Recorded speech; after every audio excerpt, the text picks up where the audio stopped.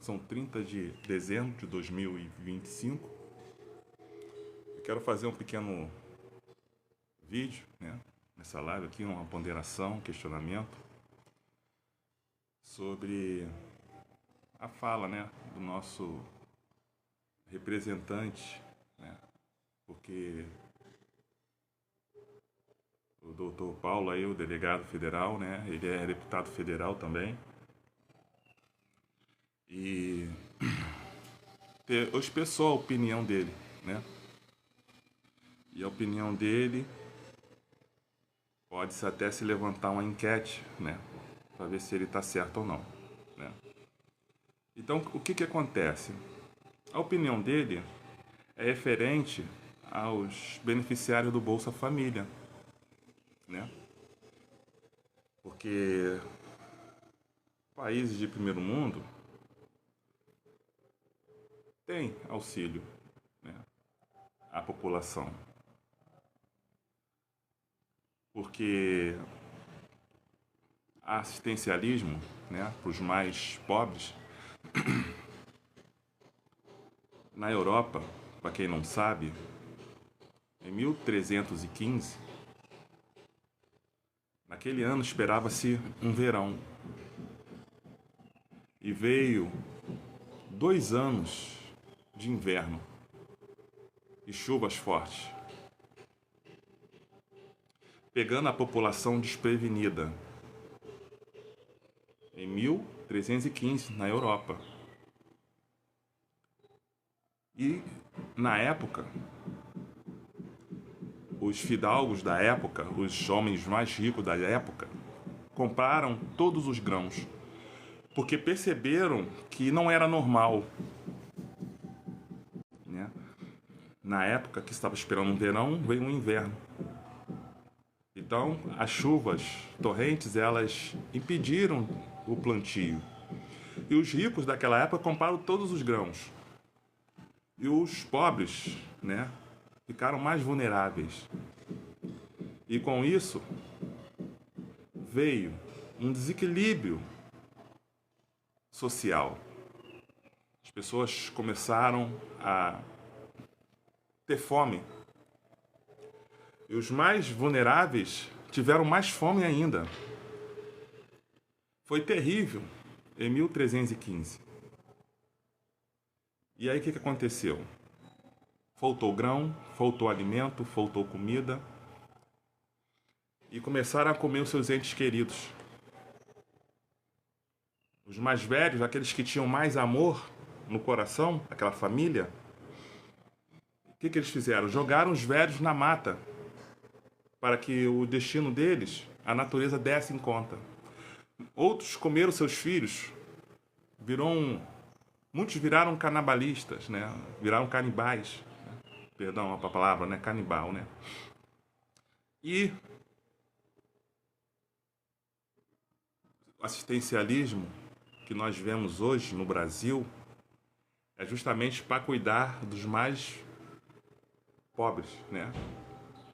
Para poder trazer um equilíbrio social sobre aqueles que têm poder e aqueles que têm vulnerabilidade, né?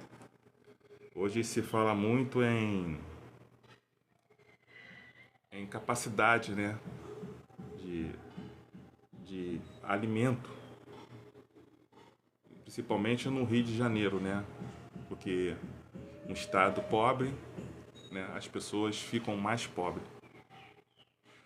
E a fala do deputado federal, eu acredito que não condiz com a maioria.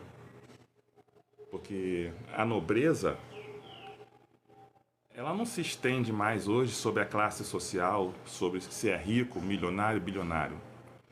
Porque ainda nas camadas da pirâmide social mais baixas, existe nobreza, existe pessoas que ganham até um salário mínimo e são nobres, que jamais iriam cometer uma fala como esta, né, do deputado federal. Deixa eu falar uma coisa aqui que às vezes muita gente não sabe. A gente sabe que o sistema político, né, o sistema dessa pirâmide da camada social, né, A, B, C, D e E, a gente sabe que existe um sistema, né, que o Brasil paga muito tributo e o órgão estatal ele não funciona corretamente. A gente vê aí rombos nos correios, né, o Banco Master, né, trazendo aí uma questão diante da sociedade, né, a corrupção em todos os graus e gênero, né, da sociedade brasileira. Então, o sistema, como a gente se pergunta, como é que o Bolsonaro ele ficou 32 anos como deputado federal? 32 anos. Né? E quando ele veio a candidato para 2018, todas as camadas sociais abraçou o Bolsonaro. Do mais pobre ao mais rico, votou em Bolsonaro. O Bolsonaro ele é militar da reserva do Exército. E nas Forças Armadas do Exército, existem instituições que se chama GBOX, FAM, Fundo de Habitação do Exército, antiga CAPEMISA, antiga CAPEM, que agora é CAPEMISA, né? E outras. E toda eleição que o Bolsonaro ele se candidatou, chegava aqui em casa,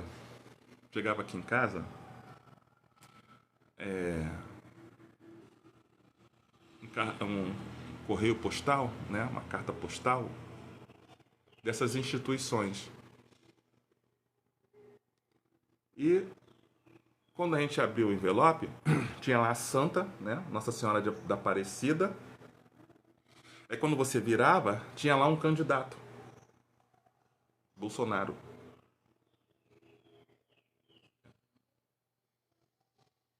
E meu pai, desculpa, eu tô com uma pigarra. Meu pai, como já reformado das Forças Armadas, do Exército, ele não tinha obrigação de votar por ser militar, pessoa pública, né? E aí o que acontecia? Ele ia pra fila de votação. E aí, às vezes eu olhava, ele era o primeiro da fila, ele acordava cedo, ia pra fila, era o primeiro lá do portão esperando o portão abrir, ia lá e votava no Bolsonaro. Toda a eleição que o Bolsonaro disputou, meu pai votava no Bolsonaro. Então, quando o Paulo traz essa fala aí, eu acredito que não condiz, até mesmo, eu acredito que não condiz até mesmo com a fala do Bolsonaro. Né? Eu acho que ele não vai concordar com essa fala do deputado. Mas cada um é um indivíduo e cada um presta conta de si mesmo. Certo? Então, o que acontece? Referente, né, à fala dele, referente ao assistencialismo. Existe no Brasil pessoas vulneráveis, pobres, que precisam do auxílio. Existe sim, nas camadas das comunidades, das favelas, principalmente no Rio de Janeiro. Por quê? Porque quando houve a fusão do estado da Guanabara com o Rio de Janeiro, e a capital foi para Brasília, o estado do Rio de Janeiro ele ficou mais pobre, mais vulnerável. Então, esse auxílio, esse assistencialismo, é fundamental para aqueles que precisam de um assistencialismo. Por quê? Porque o organismo estatal ele é responsável por distribuição de riqueza nacional, honra e glória do passado, familiar, trabalhista. É dever do Estado. E aí, quando eu voltei lá, que eu trouxe 1315 na Europa, né, um inverno, uma chuva, e as pessoas com vulnerabilidade, vulneráveis, e elas sem um recurso, né, de um emprego, né? Então, é necessário. E foi o que aconteceu na pandemia do Covid-19, né? Quando o Bolsonaro estava como presidente, ele fez o organismo estatal funcionar de acordo com o evento mundial. Não foi um evento local, foi um evento mundial, né? Assegurou empregos, assegurou, né, a segurança de alimentação, né? Todos foram incluídos. Se eu não me engano, 58 milhões de brasileiros. E a presidência, né, o executivo, fez uma manobra espetacular, até mesmo com Paulo Guedes, né, que era o ministro da Economia, e a nação se sentiu segura sim, porque o assistencialismo serve para isso, para assegurar o mais vulnerável. Então, se ele tivesse, por exemplo, no executivo, o Paulo, né, o deputado federal, será que ele pensaria dessa forma? Ou o pensamento dele é tão pequeno e aí condiz, né? Porque a fala talvez condiz com a esfera, né? Deputado federal. Porque as pessoas nobres, grandiosas, elas não pensam dessa maneira. Então, a opinião dele, eu acho que ele deveria reaver a opinião dele. Porque quem está dentro do assistencialismo, né, do Bolsa Família, se ele dissesse que deveria reaver realmente quem precisasse, aí tudo bem. Mas quando ele entra na questão da cidadania, do cidadão, por quê? Porque na visão dele, talvez, cidadão é aquele que contribua, né? E não tem nada de errado nisso, porque o cidadão ele tem que contribuir, ele tem que trabalhar, ele tem que fazer o país crescer, certo? Só que nessa fala, quando ele entra na questão de assistencialismo e fala que quem ganha o Bolsa Família ou dinheiro do governo, auxílio do governo, não deveria votar. Porque na fala dele talvez traz um equilíbrio de votação nas urnas. E aí ele mexe com a essência do ser, do indivíduo, da pessoa. Por quê? Porque cada indivíduo ele responde por seus atos, por suas palavras. Então, naturalmente, sobre a fala dele que quem ganha assistencialismo do governo não pode votar, está errado. Porque mesmo ele ganhando o assistencialismo do governo, ele paga o imposto sobre o que ele ganha quando ele vai no mercado comprar um arroz, comprar um feijão, um macarrão. Então, quando o assistencialismo chegou, eles reajustaram, o governo reajustou realmente. Porque as pessoas estavam comprando bebida alcoólica com auxílio. E aí isso foi consertado. Realmente a pessoa compra um alimento. Certo? Se o deputado tivesse uma fala dizendo sobre os sem terra, sem teto, sem terra, né? E as coisas que acontecem na camada social, da classe B, C, eu acredito que ele teria muito mais apoio. Porque o assistencialismo, ele é essencial para trazer um equilíbrio nas camadas sociais mais baixas. Então, espero que ele venha a reaver, né, venha a se retificar sobre essa fala. Ter a nobreza de se retificar. Se não, ele pode ratificar também a opinião dele, como eu estou trazendo a minha aqui.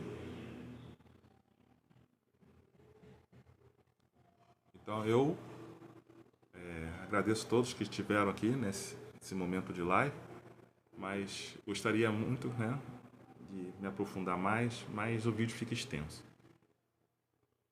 E também não seria nobre, né, dele não ter o poder de retórica. Então eu só estou trazendo aqui a minha opinião sobre a fala dele. Agradeço a todos aí, um bom entardecer e que todos tenham um 2026, né, maravilhoso, uma entrada de anos aí maravilhosa. Tá bom? Abraço. Aqui fica o recado aqui de Truques Velhos de uma Raposa Nova.